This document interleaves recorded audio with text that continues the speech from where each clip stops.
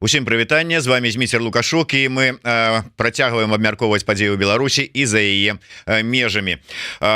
Я вельмі удзячны, што адгукнуліся на маю просьбу долучыцца до нашага эфира, і таким чынам вітайце. З нами на сувязі юрыстка, міжнародніца, экспертка беларускага Хельсінскага камітэта, кандыдатка юрыдычных навук Кацярына Дзейкала. Добрый день, Кацярына. Вітаю. І кіраўніца фонду «Краіна для жыцця» Вольга Зазулінская. Прывітанне, спадарыня Вольга. Здравствуйте. Як вы бачыце, я вось апрануў адмыслова для гэтага эфира такую цішотачку. Гэта адмысловая цішотка ініцыятывы Політзек.МИ. У яе тут вот ёсць, можа быть, я там потым павярнуся, адмысловы QR-код для того, каб можна было адразу дапамагчы, спрычыніцца нейкім чынам да дапамогі падтрымкі беларускім палітвязням, потому что тэма палітвязняў который год ужо застаецца вельмі важнай, вельмі балючай і невырашальнай для беларускага грамадства. Менавіта гэтую тэму мы сёння і абмяркуем з маімі госцямі. А нагодай для гэтага стаў кангрэс па палітычных вязнях беларускіх, які праходзіў днямі у Празе, і ініцыяваў яго з нагоды Дня салідарнасці з палітвязнямі беларускі офіс дэмакратычных сілаў Беларусі у Празе. Таким чынам, я вот, відаць, да спадарыні Вольгі найперш звярнуся як да чалавека, які спрычыніўся да арганізацыі гэтага кангрэса. Раскажыце, чаму узнікла, я разумею, што патрэба абмеркаваць сітуацыю з палітвязнямі і магчымасці дапамогі, яна ёсць даўно, але кангрэс, як нарадзілася ідэя, як хто спрычыніўся і як выбіралі, хто будзе прысутнічаць, запрошаны і гэтак далей.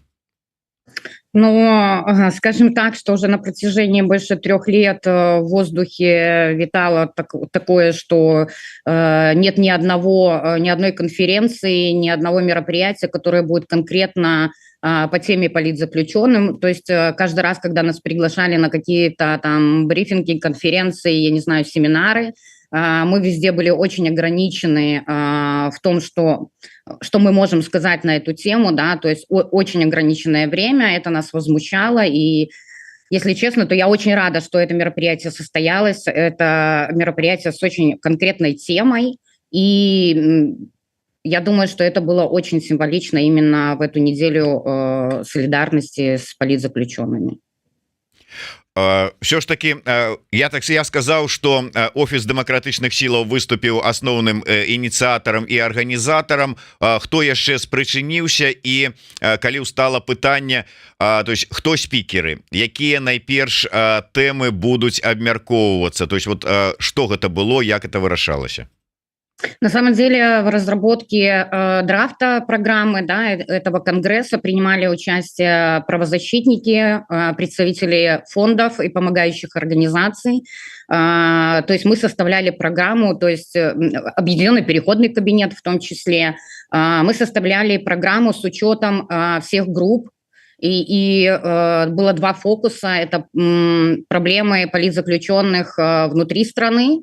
То есть группа, которая до сих пор остается внутри страны, это родственники политзаключенных и бывшие политзаключенные в Беларуси. И те, кто выехал за пределы страны. То есть оно так и шло по программе. Один день мы обсуждали то, что касается людей внутри страны, и второй день это то, что касается помощи за пределами Беларуси. Да, это для тех людей, кто для себя принял решение все-таки покинуть страну, либо вынужденно покидал эту страну. Спадарыня Кацярына, да вас з аднаго боку пытанне як да эксперткі праваабарончай арганізацыі беларускі Хельсінскі камітэт, з другого боку юрысткі міжнародніцы.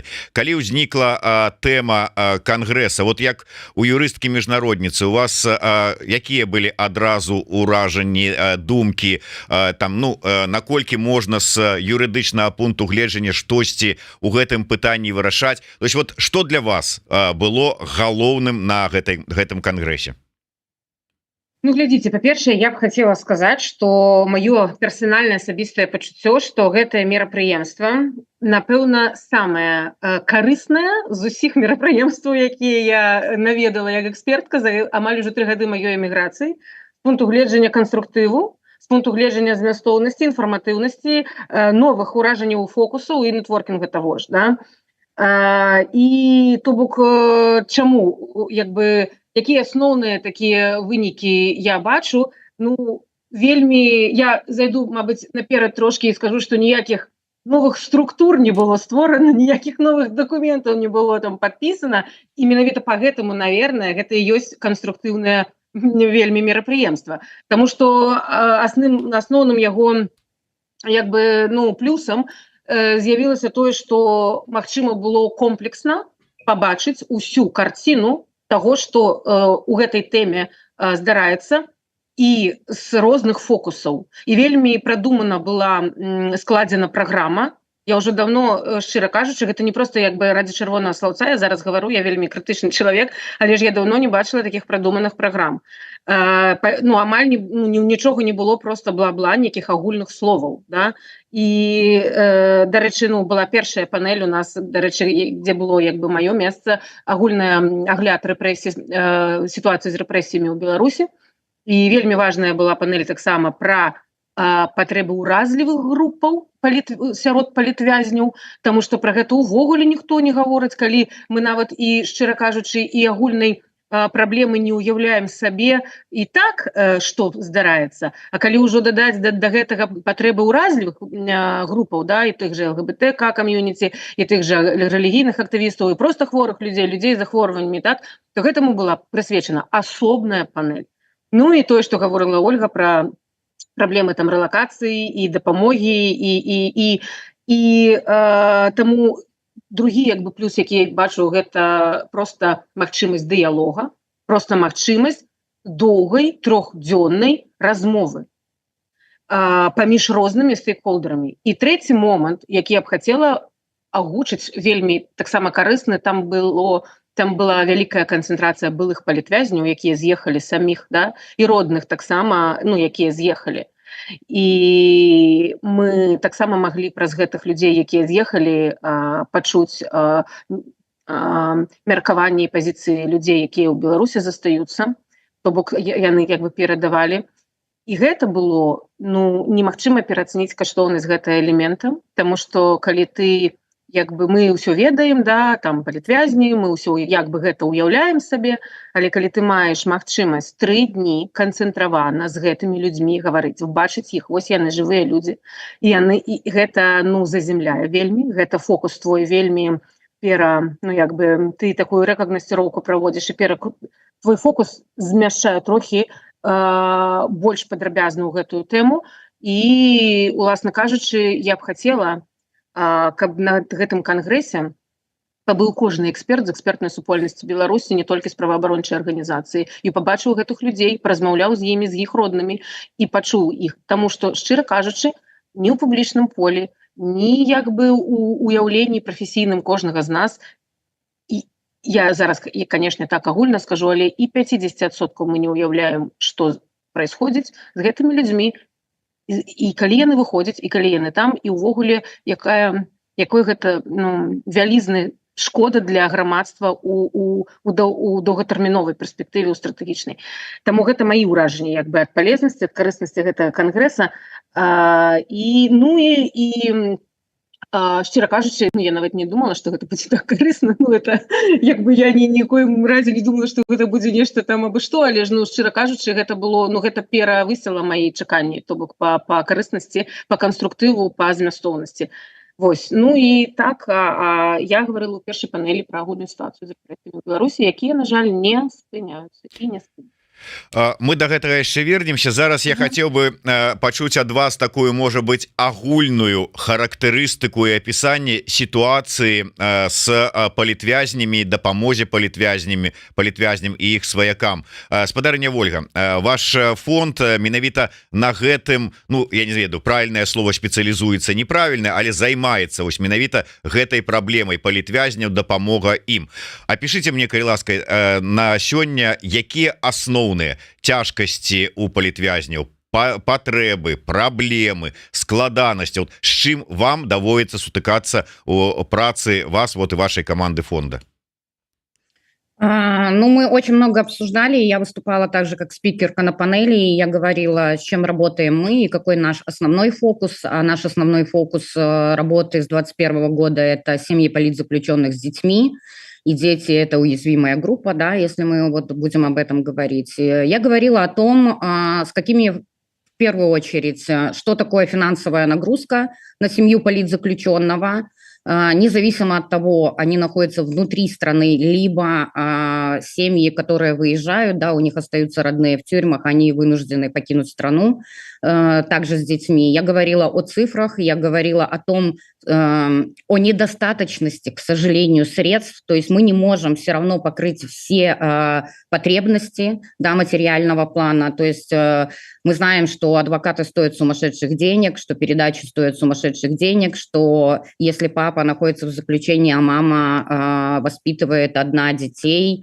есть семьи, у которых есть дети с инвалидностью, соответственно, мама не может полноценно работать, не может полноценно обеспечивать даже в этом формате семью. То есть мы говорили о том, сколько нам нужно привлекать средств, да, что у нас постоянно этих средств недостаточно. Мы говорили о недостаточности средств по программам реабилитации для тех политзаключенных, которые выходят уже с местной свободы, что да, хорошо у нас есть, но я озвучивала именно эти бюджеты, да, сколько нам нужно, например, денег, чтобы реабилитировать 300 человек, да, это порядка 1 миллиона 200 тысяч евро, это по минимальной планке на 300 человек, а на сегодняшний день привлечено в 2024 году только 284 тысячи евро, да, и вот мы, исходя из этого, мы понимаем, да, какая еще потребность у нас, да, мы закрываем там 1/6 часть всего лишь от того, что нам нужно. Мы говорили о том, сколько детей политзаключенных у нас на сегодняшний день, да, это 365 деток несовершеннолетних, у кого один родитель, либо оба родителя находятся в местах несвободы. И сколько нужно детям в принципе всего, да, и в каком сложном материальном положении находится семья. Ну и, конечно, мы проговорили о том вызове, с которым мы столкнулись в январе 2024 года, когда случилась зачистка родственников политзаключенных.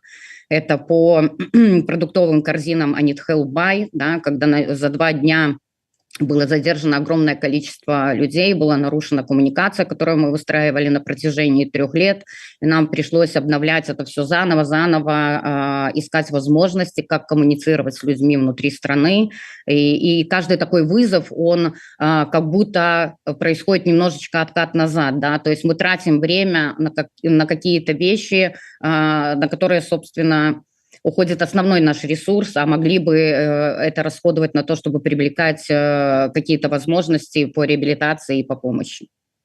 Кацярына, да вас будзе пытанне, вы ўзгадалі даклад, які выйшаў у вас напярэдадні гэтай канферэнцыі пра ўзровень рэпрэсій. Ну, раскажыце нам, на якое плато мы выйшлі рэпрэсій? Ні на якое. Все.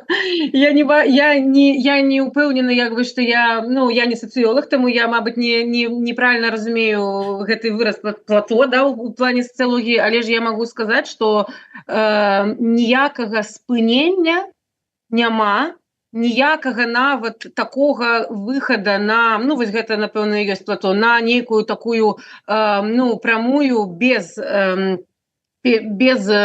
пастаяннага павелічэння няма. Пастаянна, якасна, то бок гэта новыя віткі, да, якасна павялічваюцца абароты гэтых рэпрэсій. Я падкрэсліваю, якасна, то бок раней не было, зараз новае. Раней не было, зараз новае. Ва ўсіх сферах. І там пачатак 24 года якраз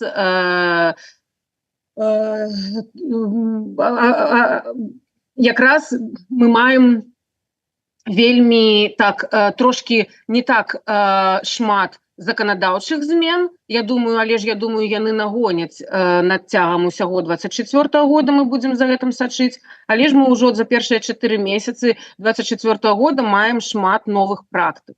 Гэта і новыя артыкулы, якія яны сталі прымяняць для палітычнага пераследу. і тое ж выкарыстанне, неналежнае выкарыстанне гуманітарнай дапамогі, аб якой Ольга гаворыць, па якой вось і прайшоў гэты рэйд, да? Гэта таксама навінка. Вось, і таксама гэта там у нас пайшло першае крымінальны артыкул за адмаўленне геноцида беларускага народа. Першы раз былі, як бы па-новаму яны пачалі экстрэмісцкія так званыя артыкулы прымяняць у тым ліку, і што датычыцца дапамогі палітвязням, і гэта прыцягненне да крымінальнай адказнасці жанчыны за шмат гэтыя за сістэмныя і вялікія грашовыя пераводы. То бок гэта ўсё новенькае. І такіх дзве тэндэнцыі мы можам канстатаваць у дачыненні менавіта дапамогі людзям, якія там па палітычных матывах знаходзяцца, што яны як бы некалькі фактараў калі скласці, то відавочна, што яны будуць больш жорсткія меры прымаць, каб прысекчы любыя шляхі дапамогі гэтым людзям, ну, звонку, то бок любыя шляхі дапамогі людзям, якія там знаходзяцца па палітычных матывах. Першае. І другая наша выснова, яны пачалі упершыню ў пачатку 24-го года яны пачалі выкарыстоўваць, ну, гэта пакуль не самастойная кваліфікацыя, але ў рамках там іншых, у рамках як бы пераследу па іншым артыкулам яны пачалі выкарыстоўваць такую фармуліроўку, як бы называць апераванне статусам палітвязня як публічная легітымацыя, заведама вядомая публічная легітымацыя злачынцаў.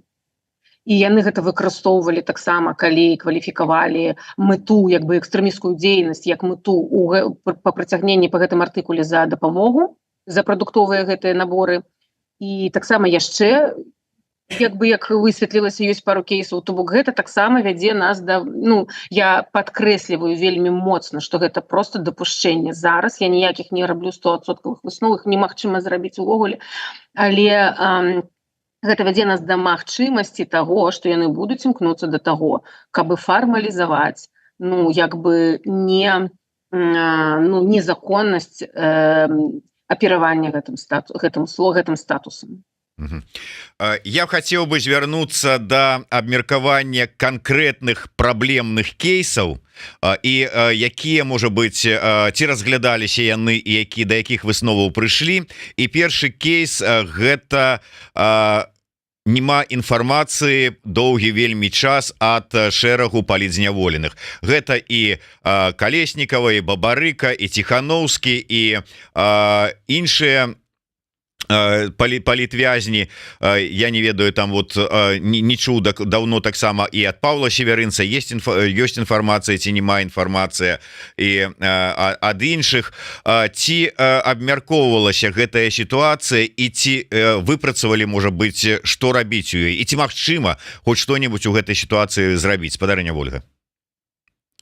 Ой, ну мне сложно говорить, что можно сделать в этой ситуации. Я все-таки считаю, что мы должны об этом говорить, и не просто говорить, а кричать. И как раз-таки за день до проведения Конгресса мы получили информацию о том, что Владимир Книга у нас больше чем 260 дней инкоммуникада. То есть мы все это время не знали о том, что от него нет никакой информации, не берут передачи, медицинские бандероли. Он находится в одной тюрьме с Сергеем Тихановским, Игорем Оленевичем, Олегом Рубцом. Эта проблема есть, не все готовы о ней говорить, потому что мы должны понимать, что люди, находящиеся внутри страны, они находятся в состоянии тотального страха. И, к сожалению, у них есть ошибочное представление, что если мы будем молчать, то что-то изменится. К сожалению, ничего не изменится.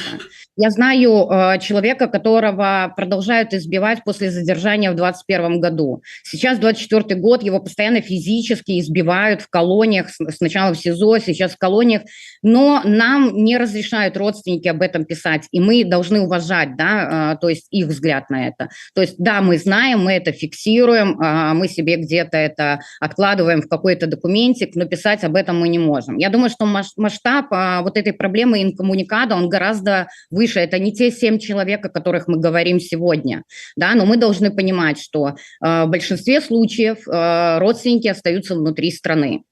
В большинстве случаев, как уже показала практика 2024 года, любой родственник может быть задержан в рамках уголовного дела. Да, у нас есть случай, это Дарья Лосик, которая очень активно боролась за своего мужа и не стеснялась давать какие-то комментарии, озвучивать какие-то новости, все, что происходит с Игорем в заключении. И как итог, она тоже политзаключенная, она сейчас находится в колонии. Поэтому, да, проблема, как ее решать, я не знаю. Я как правозащитница могу сказать, нас учили так, что нужно кричать. Нужно кричать, сколько у тебя есть сил. Я озвучивала такую проблему, что одна из политзаключенных уже после своего освобождения сказала такую фразу. Опять же, это очень индивидуально, это нужно понимать, мы не можем говорить об общей практике. Но она сказала так, что когда вы здесь кричали о том, что делают с нами там, нам было немножко легче, нас пытали чуть-чуть меньше. То есть, да, они тоже слышат, они отслеживают о том, что происходит здесь у нас, какие мы используем для себя информационные возможности, да, как это освещают СМИ, как мы общаемся на международном уровне. И когда эта тема прям активна, когда она лежит на поверхности, когда из каждого, простите, утюга мы кричим о том, что происходит с людьми внутри страны, то да, немножечко где-то все-таки оно затихает, ну, не затихает в общем, да, нельзя сказать, что они все отменяют и все прекращается, нет, но все же становится чуть-чуть легче, им становится чуть-чуть легче.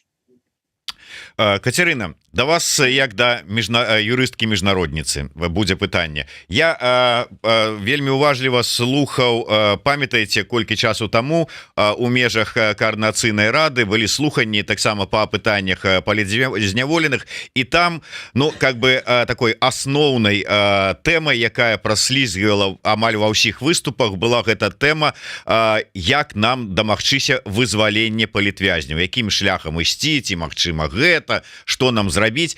Скажите мне, калі ласка, з аднаго боку, гэта тэма абмяркоўвалася зараз на гэтым кангрэсе, і як вось юрыстка мне скажыце, ці магчыма гэта сёння увогуле нейкім чынам дамагчыся гэтага, і якім чынам?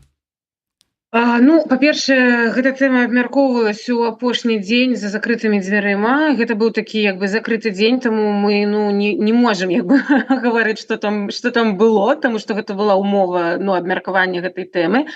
Але я магу сразу сказаць, ніякіх прарыўных новых ідэй, якія заўтра можна прымяніць, там не было, таму там быў дыялог паміж стейкхолдарамі і як бы асноўнымі, як бы паміж людзьмі, які ўдзельнічаюць у абмеркаванні гэтых працэсаў, і таму гэта было таксама вельмі карысна. Добра, я удакладню. Тады скажите мне не як удзельніца кангрэса, а як юрыстка міжнародніца. Зараз вельмі шмат гаворыцца на тэму тую, вот да прыкладу той же самы блок, ці як правильно іх сказаць, выбарчы спісак моладзевы наступ, сярод іншага адной з галоўных тэмаў сваіх, ну калі яны будуць абраныя, как бы агучвае тое, што яны будуць на нейкім міжнародным такім узроўні заклікаць заходніх партнёраў, каб яны пачыналі перамовы з рэжымам Лукашэнкі пра вызваленне палітвязняў наўзамен за нешта, зняццё санкцый, да прыкладу. І не яны адны такія ёсць і ў грамадстве, і ў той же самай сярод новых кандыдатаў у дэлегаты координацыйнай рады. Як юрыстка, скажыце мне, наколькі гэта рэальна? І як вы самі да гэтага ставіцеся? Глядзіце, гэта пытанне, яно ўвогуле па-за сферы прававой, гэта палітычнае пытанне, таму як юрыстка я нічога не магу сказаць.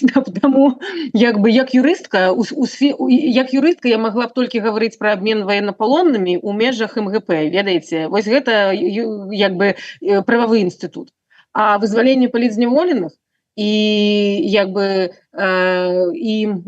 перамовы у такім кантэксце гэта сугуба і чыста палітычныя рэчы. І зноў жа мы павінны разумець, што гэта як бы Шмат хто гаворыць аб гэтых перамовах, і варта таксама разумець, што такі момант, ведаеце, далёка розныя людзі гавораць аб гэтым, але важна разумець, што розныя людзі маюць розны аб'ём інфармацыі аб гэтым, да? І калі хтосьці гаворыць, мы будзем дамагацца перамоваў, мабыць, хтосьці ўжо дамогся нейкіх перамоваў, ведаеце, іх вёл. То бок тут важна разумець, што гэта такая тэма, яна амаль уся не публічная, і яна ніколі не будзе публічнай, таму што такая спецыфіка, інакш увогуле нічога нельзя зрабіць, так? Таму мы не можам аб'ектыўна недзе там у адным месцы бачыць, вось такая у нас ёсць карціна, да, і мы яе зараз прааналізуем.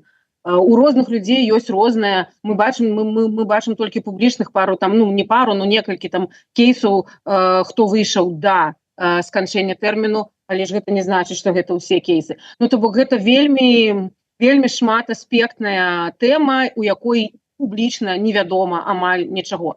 Таму і мы павінны таксама разумець, што ёсць два суб'екты. Супольнасць тут увогуле не суб'ект. Ёсць суб'ект, гэта рэжым Лукашэнкі і захадныя краіны, назовем іх агульна так, да, там Еўразвяз, США, неважна, захад. Калектыўны захад. Агульны, да, калектыўны захад, да, ёсць вось гэтыя два суб'екты. І ўсё залежыць ад таго, наколькі адзін з іх іншаму можа прапанаваць тое, што яму патрэбна, і наколькі адзін з іх заінтарэсаваны, зацікаўлены у іншым. І, на жаль, сёння сітуацыя складаецца такім чынам, што яны настолькі ў розных мірах існуюць, і вайна, на жаль, гэта, яна ў прынцыпе, канешне, на жаль, але ж у гэтым нашым кантэксце яна дадатковая стварае перашкоды для таго, каб Беларусь была ў прынцыпе ў фокусе калектыўнага захада і нейкіх іх інтарэсаў. І таму яны, вось гэтыя два бакі, яны зараз знаходзяцца на такіх розных ступенях таго, што ім важна, і Лукашенко важна, ўжо не так важна гэты Запад, і Западу гэта Беларусь не сильно важна. Таму, ізноў жа, вельмі складана сказаць, што, дзе тая кропка, дзе яны могуць перасекчыся. Але ж гэта, не азначае, што той, хто хоча намагацца ініцыяваць нейкія перамовы па нейкіх шляхах, якія, мабыць, у яго ці ў яе там у арганізацыі ёсць, не можа гэтага рабіць. Але ж мы не можам сказаць, што ёсць нейкі там, правільны шлях, але ж там ніхто нічога па ім не робіць, і мы зараз там зробім, да? Ці ёсць там нейкі неправільны шлях. Вельмі ўсё індывідуальна. То бок, вось я б так сказала. Вось, дарэчы, ёсць цікавае пытанне ад Вожыка Патрыёта. Я нават не ведаю, каму яго лепей скіраваць, ці як міжнародніцы Кацярына Зейкала, альбо вось як хто працуе ў тым ліку і з полем у полі Вольга. Вожык пытаецца, што цяпер з інстытутам апекуноў палітвязняў? Розныя публічныя асобы казалі, што бяруць на сябе таго ці іншага вязня. Наколькі гэта дапамагае? Мы ведаем, да, што вось заходнія палітыкі казалі, што яны становіцца там хросным бацькам, маці для пэўнага палітвязня, і гучна заявілі, а потым і ўсё, інфармацыі няма. Можа, мы не чуем, можа, нам не даюць, а можа, нічога не адбываецца. Вось што з гэтым, Вольга? Если имеется в виду программа евродепутатов, да, которую делает Либерека, то я думаю, что отчасти есть какая-то коммуникация по этой программе, о которой мы тоже не можем говорить публично. Тут нужно понимать, что говорить о каких-то вещах публично люди находятся внутри страны. То есть любой условный контакт с коллективным Заходом, как мы говорим, это уже сегодня уголовная ответственность. То есть говорить публично о какой-то коммуникации, о какой-то помощи, что конкретно делается, точно нельзя. Я знаю про отдельные случаи, когда депутаты, которые берут под опеку политзаключенных, становятся символическими крестными, они эту тему освещают. То есть на каких-то площадках, где они приглашены, они говорят о своем подопечном. Это факт, это есть, просто мы не всегда видим это, потому что это депутаты разных стран, и естественно, они говорят это в своем поле. Что еще можно делать сегодня, вот с точки зрения этой программы? Я не знаю. Мне кажется, что она и задумывалась как программа информационной поддержки международной, да, то есть говорить о проблемах, о том, что есть такая группа, как политзаключенные, и с какими, то есть в каких условиях они содержатся, с какими вызовами они сталкиваются и так далее.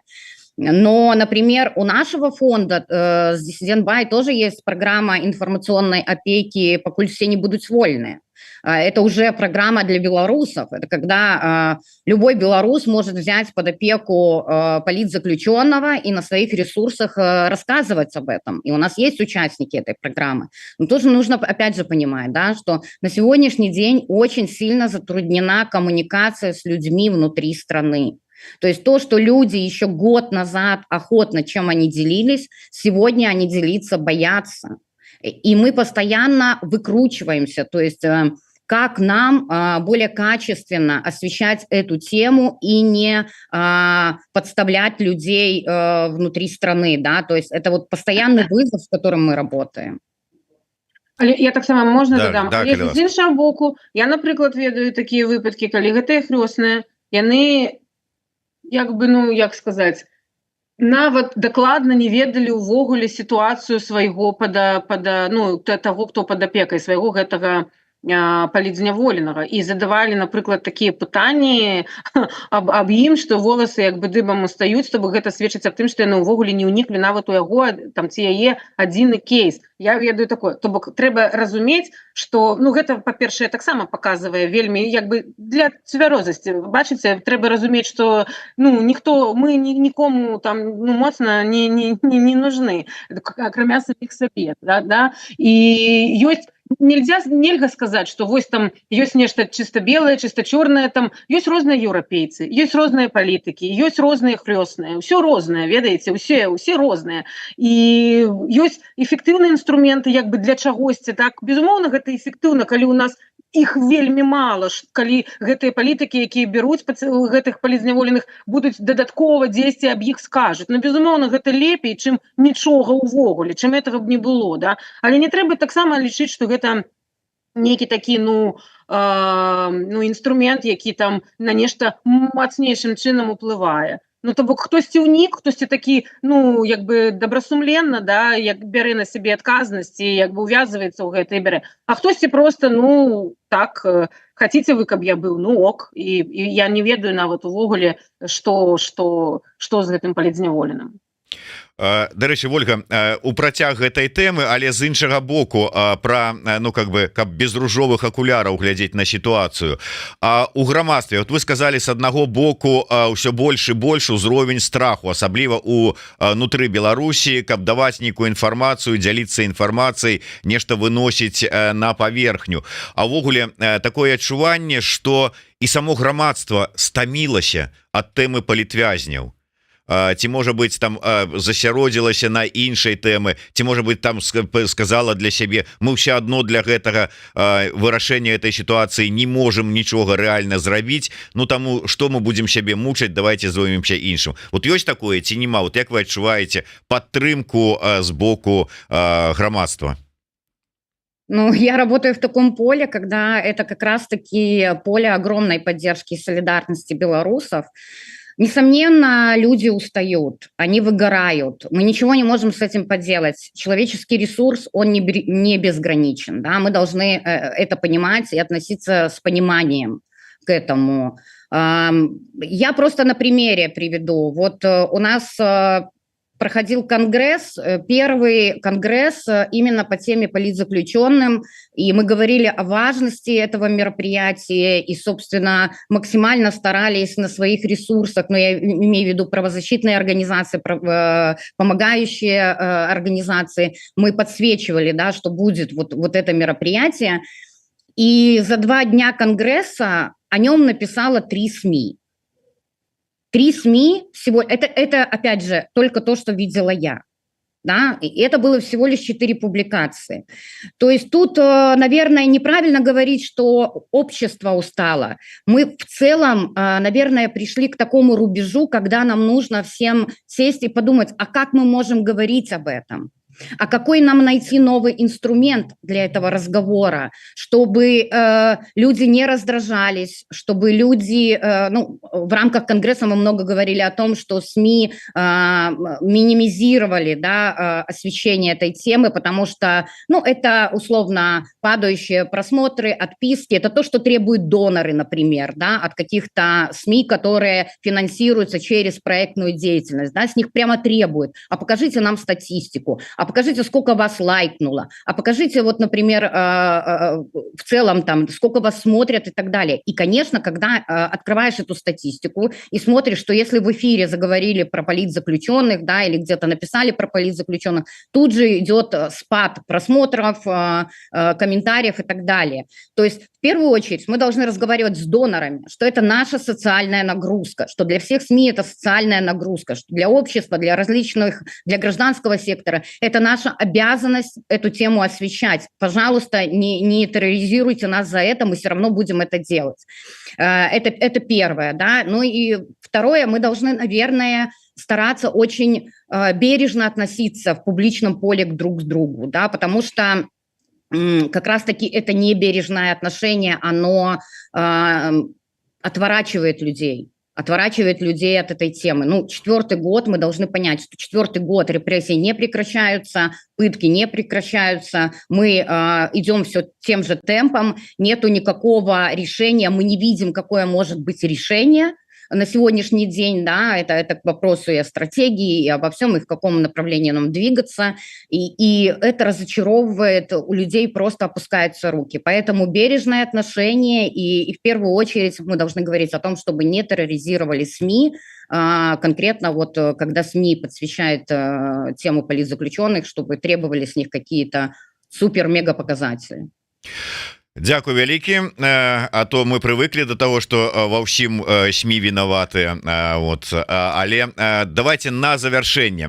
Катерина, давайте пачнем з вас. Ваши высновы, вот с чым вы приехали с Конгресса, что там вот бачно конкретно, ну то есть вот любят же люди у нас пытаться, ну добра, абмеркавалі, сустрэліся, а что конкретно и что далей, вот ваши высновы.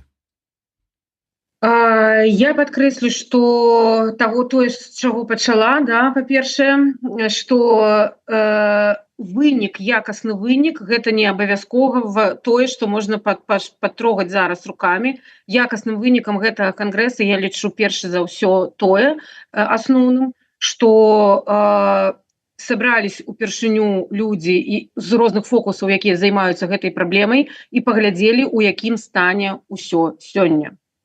З улікам меркаванняў былых палітзняволеных і іх родных. Вось тое, што 3 дні прысвечана было толькі гэтым пытанням, і тое, што гэта здарылася, і людзі пабачылі адзін аднаго, пабачылі падыходы адзін аднаго, пабачылі ўвогуле, што робіцца, і вот такі самап зрабілі. Я ўвогуле, шчыра кажучы, не разумею, чаму это толькі ў 24-м годзе адбылося.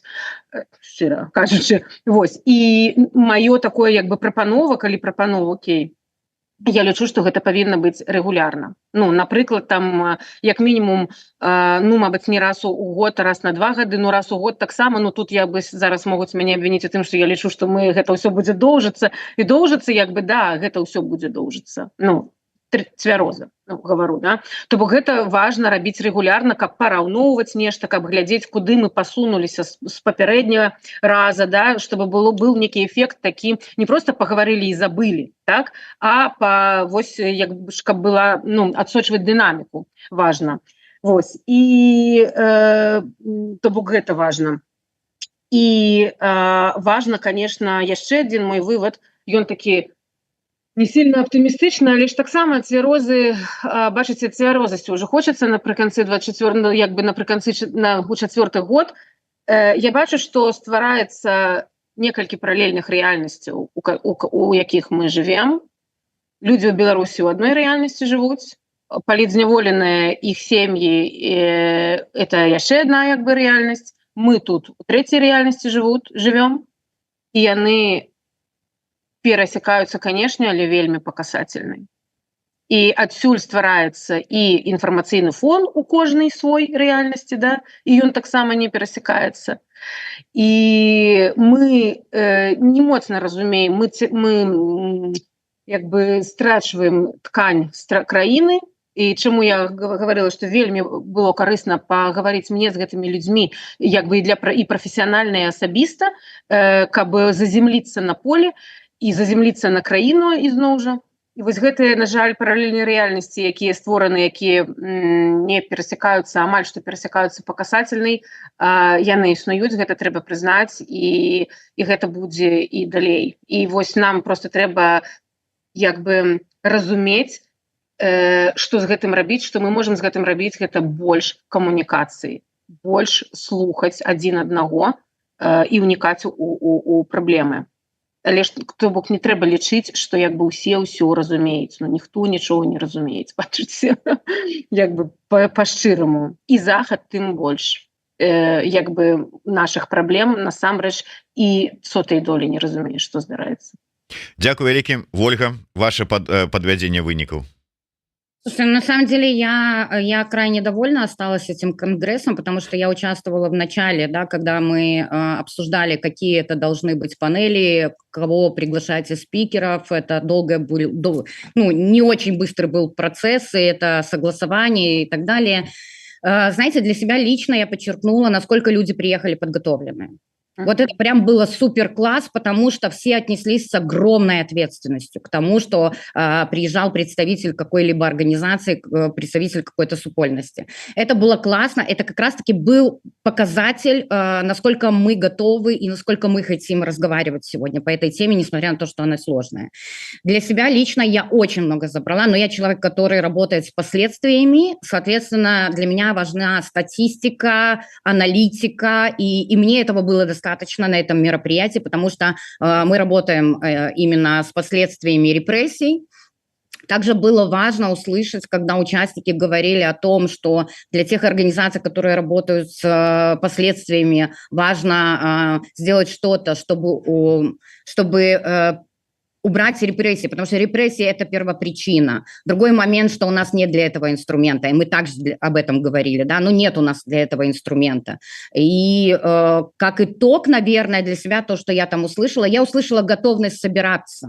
Я даже думаю, что это не раз в год. Я даже думаю, что если бы мы сделали это какими-то квартальными встречами, недолгими, пускай это будет какой-то день один, куда мы будем все приезжать, куда мы будем приглашать людей именно из комьюнити, вот из семьи политзаключенных, бывших политзаключенных, и постоянно сверять часы. Мы должны сверять часы с ними, мы должны сверять часы друг с другом, потому что, несмотря на то, что мы вроде как правозащитные организации, фонды, работаем все вместе, и вроде нам кажется, что мы одинаково двигаемся, одинаково думаем, мы все чувствуем одинаково, но этот конгресс показал, что нет, нам даже есть о чем поговорить. Есть темы, которые мы сегодня должны обсуждать, договариваться с друг другом и вырабатывать что-то. И если это станет хорошей привычкой, то я думаю, что как раз-таки с появлением хорошей привычки говорить вот в таком формате у нас появятся возможности что-то придумывать, изобретать какие-то инструменты. Дякую вялікі. У нас у гостях, я яшчэ раз нагадаю, былі прадстаўніца фонда, кіраўніца фонда «Краіна для жыцця» Вольга Зазулінская і экспертка Беларускага хельсінскага камітэта, юрыстка-міжнародніца Кацярына Дзяйкала абмяркоўвалі конгресс по палітзняволеных беларускіх. Дзякуй вялікі яшчэ раз.